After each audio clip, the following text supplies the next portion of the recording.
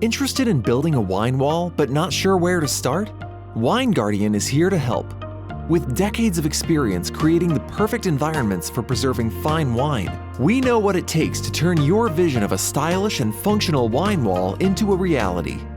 Join us as we walk through the 5 steps of wine wall construction and learn some important tips that can help ensure the success of your project.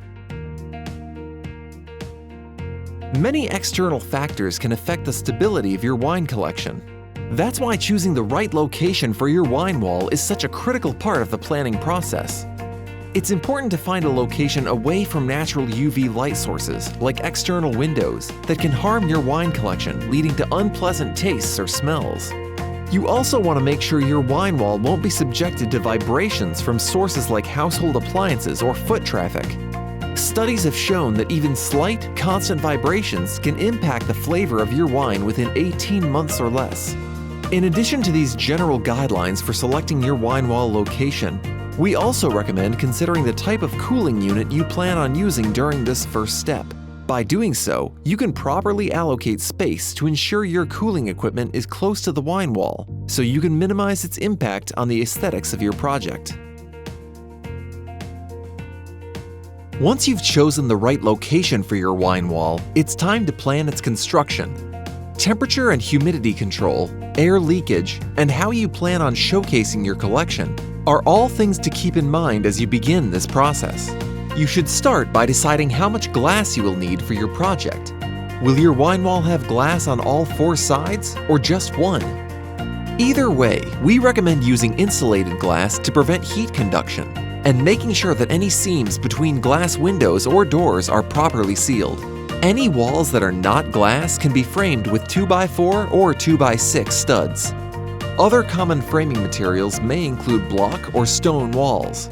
Framing the space will help outline your wine wall and support your insulation and vapor barrier, as well as the remainder of the wall system, whether it's sheetrock, stone, or a combination. When it comes to insulation, we recommend using a minimum of R13 or 9 cm depth insulation for interior walls, R19 or 14 cm depth insulation for exterior walls, and R30 or 23.5 cm depth insulation or higher for ceiling and non-ground level floors. Creating a vapor barrier helps to maintain proper humidity in the wine wall. In addition to providing excellent insulation, closed cell spray foam can also act as a vapor barrier. Alternatively, you can use 6 mm plastic sheeting as a vapor barrier by applying it around the outside or warm side of the studs and ceiling structure.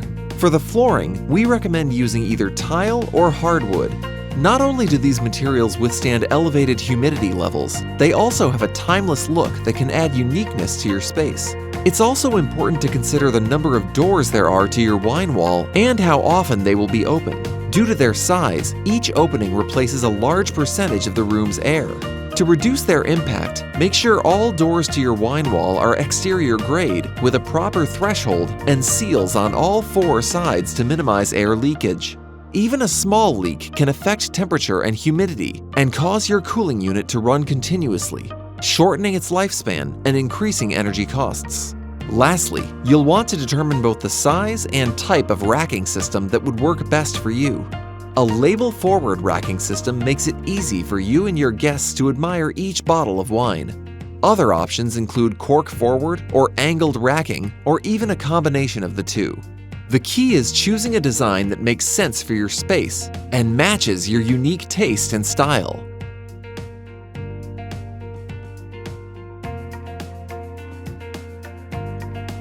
By using the Wine Guardian Wine Cellar Cooling Calculator, you can get equipment recommendations based on variables like wine wall size, insulation type, usage frequency, and more. The calculator will recommend a range of options with the appropriate cooling capacity for your wine wall. From there, you'll be able to decide which system is appropriate based on the space you have for mounting the mechanical equipment. It's important to keep in mind your system's electrical, drainage, and venting requirements, and whether you plan on using the wine wall strictly for long-term storage, or if you will need serving temperature capabilities as well. Whatever you have in mind, we'll help you find the right equipment to provide optimal storage conditions for your wine collection. Installing and mounting your cooling unit correctly is essential for long-term performance and efficiency. It all starts with positioning your unit in an unconfined location that allows for sufficient airflow. Depending on the type of cooling system and mounting location, you'll need connections for primary power, ductwork, control wiring, drain piping, and, for split systems, refrigerant piping. The system's thermostat should be placed midpoint on a wall in an area with good airflow to ensure accurate temperature readings. Because of the large amount of glass in wine walls, placing the thermostat in an optimal location can sometimes be difficult.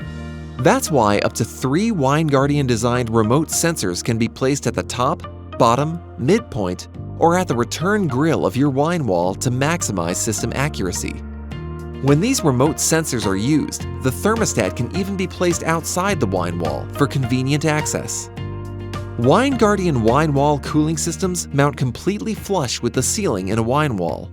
For these and other ceiling-mounted units, it's important to make sure your supply air is not facing any glass to prevent condensation. You'll also want to make sure the system is installed in a location that can be accessed easily for maintenance.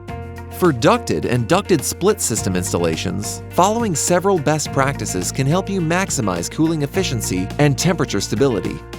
This includes using insulated ductwork for supply and return runs, minimizing the length of duct runs where possible, placing incoming air supply ducts in an elevated position in or near the ceiling, and placing return ducts near the floor. Depending on the size of the wine wall, you may require multiple supply and return locations to provide sufficient distribution of air to all areas of the wine room. To maintain proper humidity in the wine wall, ducted and ducted split systems can be equipped with a humidifier mounted directly to the system itself. Lastly, self-contained ducted systems should be vented to a space 3 times the size of the wine room, whereas split systems exhaust heat through an exterior condensing unit. Once the installation of your equipment is complete, it's time to turn on your cooling system. Before you flip the switch, make sure to do a final check on the following items. Confirm all openings are sealed, that there are no gaps in the glass panels, and that your racking system is installed properly. If everything looks good, you're ready to turn on your cooling unit. Depending on the size of your wine wall, it may take a few hours for it to reach optimal wine storage conditions. Once the correct temperature has been reached, you can begin loading your wine. Don't be alarmed if the unit initially runs continuously.